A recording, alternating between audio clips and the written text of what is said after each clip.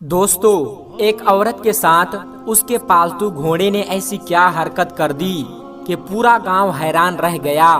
کیا اس عورت نے گھوڑے کے ساتھ جنسی تعلقات قائم کر رکھے تھے؟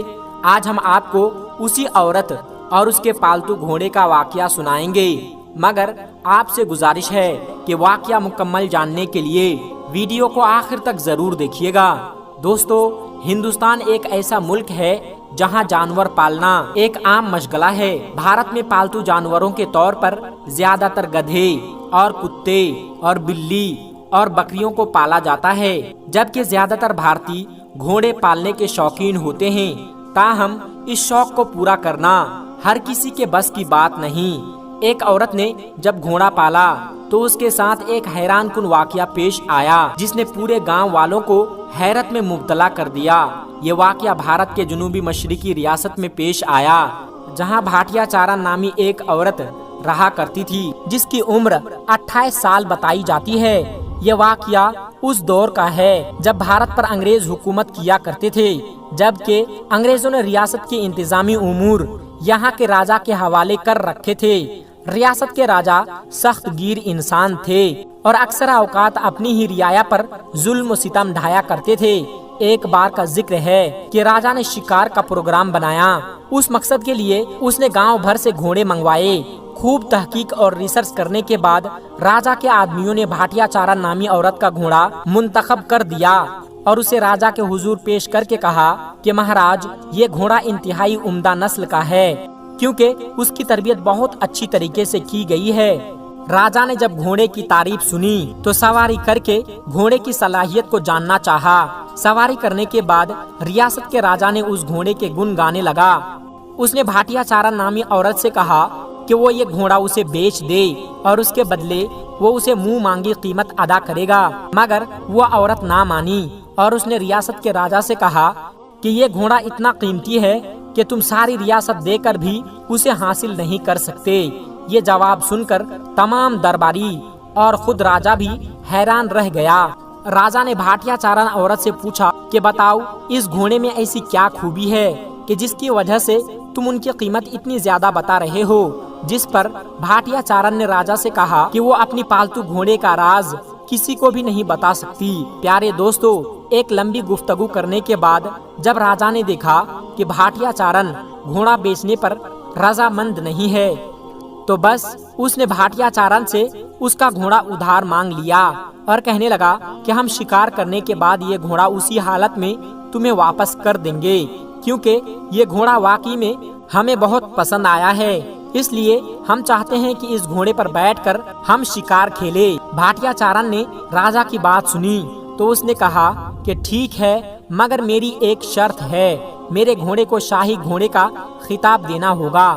اس کی دیکھ بھال پر آنے والا ماہانہ خرچ اگلے 1 سال تک ادا کرنا ہوگا۔ راجا اور اس کے وزراء نے جب یہ انوکھی شرط سنی تو حیران ہو گئے اور مشاورت کے بعد راجا نے بھاٹیا چارن نامی عورت کی شرط منظور کر لی کہ شکار سے واپس آنے کے بعد اس شرط پر عمل درآمد شروع کر دیا جائے گا، جس کے بعد بھاٹیا چارن نے راجا کو اپنی قیمتی گھوڑا دے دیا۔ راجا اسے لے کر مقررہ دن شکار کرنے جنگل پہنچا۔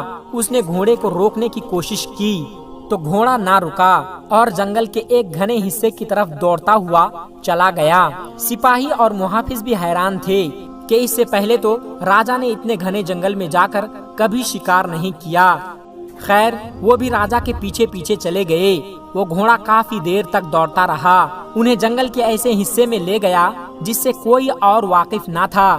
یہاں شکار کے لیے بہت زیادہ پرندے اور جانور تھے، طرح طرح کے جنگلی پھل بھی تھے اور میٹھے پانی کے چشمے بھی بہ رہے تھے۔ یہ دیکھ کر راجا بہت خوش ہوا اور جی بھر کر شکار کیا، جنگلی پھل کھائے، میٹھا پانی پیا اور واپس چل پڑا۔ پیارے دوستو، محل واپس پہنچ کر وہ کافی زیادہ متاثر ہوا۔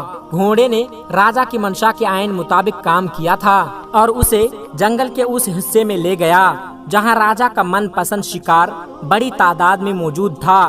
اب راجا کو بھاٹیا چارن کی بات پر یقین ہونے لگا کہ اس کا گھوڑا واقعی بہت قیمتی ہے۔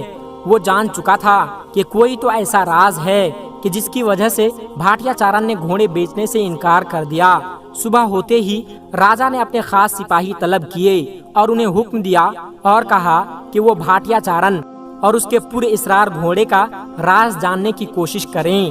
اب راجا کے سپاہی بھاٹیا چارن کے گھر کے قریب گھات لگا کر بیٹھ گئے اور اس پر نظر رکھی جانے لگی۔ کچھ دنوں کے چھان بین کے بعد انہوں نے نوٹ کیا کہ صبح سویرے روشنی پھوٹتے ہی بھاٹیا چارن گھوڑے پر سوار ہو کر جنگل کی جانب جاتی ہے اور تھوڑی ہی دیر میں جب وہ واپس آتی ہے تو ان کے ہاتھوں میں پھولوں سے بھرے ہوئے ٹوکرے ہوتے ہیں۔ وہ انہیں گاؤں کے بازار میں بیچ کر اچھی خاصی رقم کما لیتے ہیں، جبکہ راجا کے سپاہیوں نے نوٹ کیا کہ کبھی کبھار پھولوں کے بجائے بھاٹیا چارن جنگل سے کوئی جنگلی جانور بھی شکار کر لاتے ہیں اور اسے بیچ کر کے اچھی رقم حاصل کر لیتے ہیں۔ راجا کے سپاہیوں نے جو کچھ نوٹ کیا تھا وہ آ کر راجا کو بتا دیا، جن پر راجا حیران رہ گیا۔ اس نے بھاٹیا چارن کو دربار میں طلب کیا اور اس کی وجہ دریافت فرمائی۔ اس پر بھاٹیا چارن نے بتایا کہ وہ بچپن سے ہی جانوروں سے بہت زیادہ محبت کرتی تھی اور جہاں کوئی بھوکا جانور دیکھی تو بس کھانا کھلا دیا کرتی تھی۔ یہ سلسلہ اس کی جوانی تک جاتا رہا اور ایک بار وہ جنگل سے گزر رہی تھی تو ایک بزرگ نے اسے یہ گھوڑا دیا اور کہا کہ اسے رکھ لو، یہ تمہارے بہت کام آئے گا۔ تب سے گھوڑا اسی جنگل سے پھل اور گوشت لا کر دیتا ہے اور وہ اسے بیچ کر کے اچھے خاصے پیسے کما لیتی ہے۔ دوستو، راجا اور اس کے درباری یہ سن کر دنگ رہ گئے۔ کوئی اس کی بات پر یقین کرنے کو تیار نہیں تھا، مگر راجا نے اسی گھوڑے پر بیٹھ کر شکار کیا تھا۔ وہ قائل ہو چکا تھا کہ واقعی بھاٹیا چارن کا گھوڑا بہت خاص گھوڑا ہے، اس لیے اس نے اس گھوڑے کو شاہی گھوڑے کا خطاب بھی دے دیا اور ماہانہ خرچ بھی مقرر کر دیا۔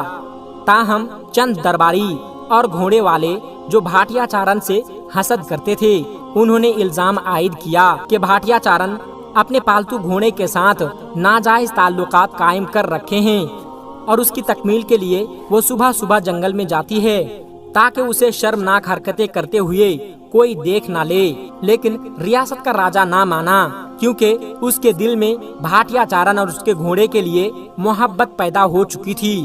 دراصل بھاٹیا چارن کو یہ معجزاتی گھوڑا جانوروں سے پیار کرنے اور ان کے حقوق کا خیال رکھنے پر کسی بزرگ نے عطا کیا تھا، جس سے یہ سبق ملتا ہے کہ انسان کو جانوروں سے اچھا سلوک کرنا چاہیے۔ دین اسلام میں بھی جانوروں اور پرندوں سے پیار کرنے اور ان کے حقوق کا خیال رکھنے کی تلقین کی گئی ہے۔ اسلام کے مطابق تم میں بہترین وہ ہے جو اللہ کی مخلوق کو زیادہ فائدہ پہنچانے والا ہو۔ مسلمان اللہ کی ہر مخلوق کا خیر خواہ ہوتا ہے، کیونکہ اسلام تو سراسر امن، سلامتی اور خیر خواہی کا مذہب حق ہے اور یہ سب سلامتی کا پیغام دیتا ہے۔ اسلام نے تو اپنے پیروکاروں کو جانوروں سے بھی حسن سلوک کرنے کا درس دیا ہے اور ان پر رحم کرنے کا حکم دیا ہے۔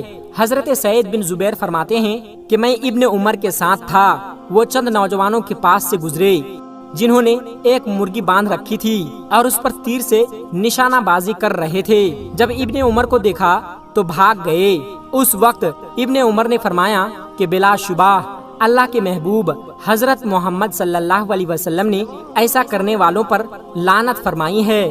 سرکار دو عالم صلی اللہ علیہ وسلم نے ایک موقع پر جانوروں کے آرام کا خیال رکھنے کی تاکید فرماتے ہوئے ارشاد فرمایا کہ جب تم لوگ شادابی کے زمانے میں سفر کرو تو اونٹوں کو زمین کی سرسبزی سے فائدہ اٹھانے دو، اور اگر تم قحط کے زمانے میں سفر کرو تو انہیں تیزی کے ساتھ چلاؤ۔